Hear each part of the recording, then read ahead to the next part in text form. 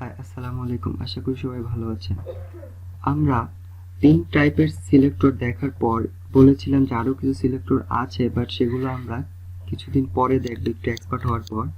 But এখন আবার মনে হচ্ছে যে আরেকটা সিলেক্টর অন্তত দেখে নেওয়া দরকার আমাদের, সেটা হচ্ছে গ্রুপিং সিলেক্টর। ওকে, তো চলুন সেটা আমরা দেখে নিই, গ্রুপিং সিলেক্টরটা। আর তার সময় বাঁচানোর জন্য আমি গ্রুপিং সিলেক্টর ডট এচটিএমএল নামে আরেকটি ফাইল ক্রিয়েট করেছি এবং সেখানে কিছু কাজ আগে থেকে করে রাখছি। সেটা হচ্ছে বেসিক স্ট্রাকচার নেওয়ার পরে HTML এর আমি 3টা ট্যাগ নিছি। HTML এর simple h1 h2 tag, sorry h1 tag নিয়ে এটা নিব h1, এন্ড এটার মধ্যে একটু কন্টেন্ট, h2 এর মধ্যে একটু কন্টেন্ট আছে, এই প্যারাগ্রাফ ট্যাগ, এই 3টা ট্যাগ নিছি, এটার মধ্যে একটু কন্টেন্ট আছে। ঠিক আছে, তো চলুন এটার আউটপুটটা আমরা একটু দেখে নিই। ওকে, এটা আউটপুট হচ্ছে এইটা, আমরা যা লিখছি এটা আউটপুট হয়েছে। ঠিক আছে, এটা হেডিং 1 থেকে আসতেছে, এটা হেডিং 2 থেকে, এটা প্যারাগ্রাফ থেকে। তো এখন দেখুন, গ্রুপিং সিলেক্টর আমাদের অনেক কাজ বা কোড কমিয়ে দিতে পারে। ঠিক আছে, একই কোড বারবার লেখার হাত থেকে বাঁচিয়ে দেয়। তো চলুন এর আগে দেখি, ধরেন আমরা চাচ্ছি যে এই তিনটাকে আমরা কালার রেড করব। ওকে, এন্ড পজিশন তিনটার আমরা সেন্টার আনবো। তো এই জন্য আমাদের কি করতে হবে?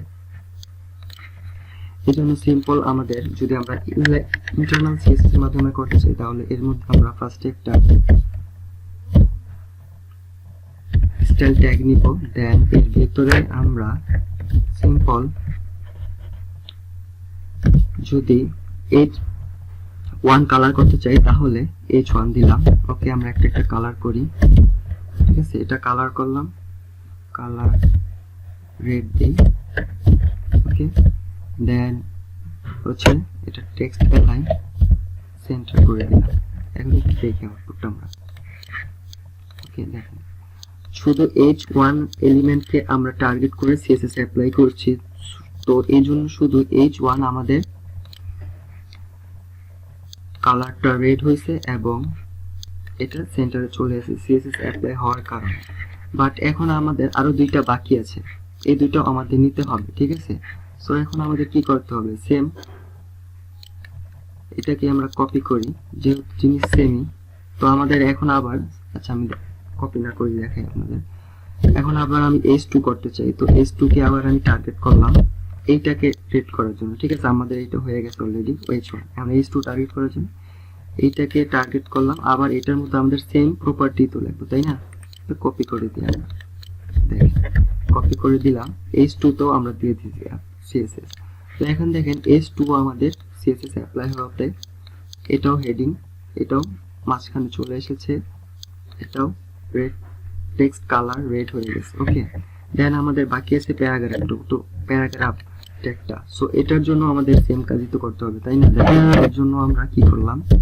পি ট্যাগ নিলাম, এন্ড এটার মতো আমাদের যেহেতু সেম কালার সেম, এদেরও কপি করে আনছি সময় বাঁচানোর জন্য, তো এটাকে আমরা দিয়ে দিলাম। তো এখন দেখেন পিটাও আমাদের রেড হয়ে যাবে এবং এটা টেক্সট লাইন সেন্টার হয়ে যাবে।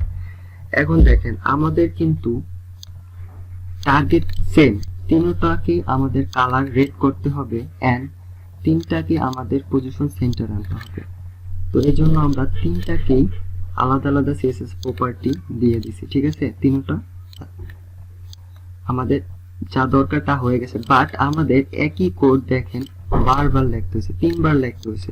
যদি আরো এলিমেন্ট থাকতো তাহলে আরো লিখতে হতো। ঠিক আছে, সো এরকম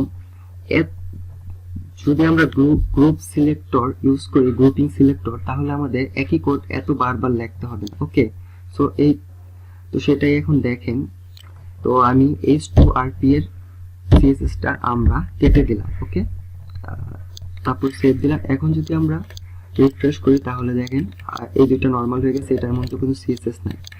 তো যেহেতু আমাদের একই সিএসএস আমরা অ্যাপ্লাই করতে চাই, সো বারবার লেখার দরকার নাই, আমরা শুধু এইটার মধ্যেই জাস্ট একটা কমা ইউজ করব, দেন পরবর্তী ট্যাগের নামটা আমরা এখানে লিখে দেব। ঠিক আছে, h2 আমরা এটার মধ্যেও এটাই চাই, তাই না? তো h2টা আমি দিয়ে দিলাম। সো এখন দেখি কি হয়। এখন দেখেন h2 h1 same CSS property পেয়ে গেছে। এখন আমরা চাচ্ছি এই সিএসএস এর এই কোডটা যা আছে এটা আমরা পি তেও অ্যাপ্লাই করব। সো সেম, আরো যদি দরকার হয় আবার কমা দিব, আবার পি দিয়ে দিব। ওকে, তো এখন যদি আমরা রিফ্রেশ করি দেখতে পারবো পির মধ্যেও সেম সিএসএস কোডই অ্যাপ্লাই হয়ে গেছে। ওকে, এখন যদি আমরা এটার মধ্যে অন্য আরেকটা সিএসএস প্রপার্টি দেই, তো এটাও তিনটার মধ্যেই পেয়ে যাবে, তিনটা ট্যাগের মধ্যেই একসাথে পাবে। দেখেন একটু বর্ডার দিই,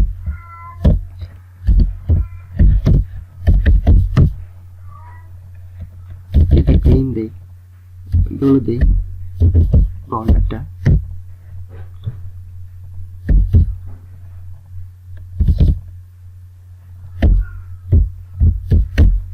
ওকে। এখন দেখি আমরা কি হয়। তো দেখেন এইভাবে, আচ্ছা ইউলো বোঝা যাচ্ছে না তেমন, আমরা এটার মধ্যেও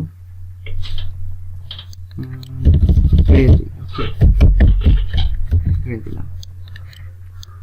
এখন দেখুন আমাদের H1 H2 H2 and P ট্যাগের মধ্যে তিনটার মধ্যেই বর্ডার পেয়ে গেছে, জাস্ট এক জায়গাতে সিএসএস অ্যাপ্লাই করাতে। ঠিক আছে, যেহেতু আমরা গ্রুপিং সিলেক্টরের মাধ্যমে সবগুলোতেই টার্গেট করে রেখেছি অলরেডি।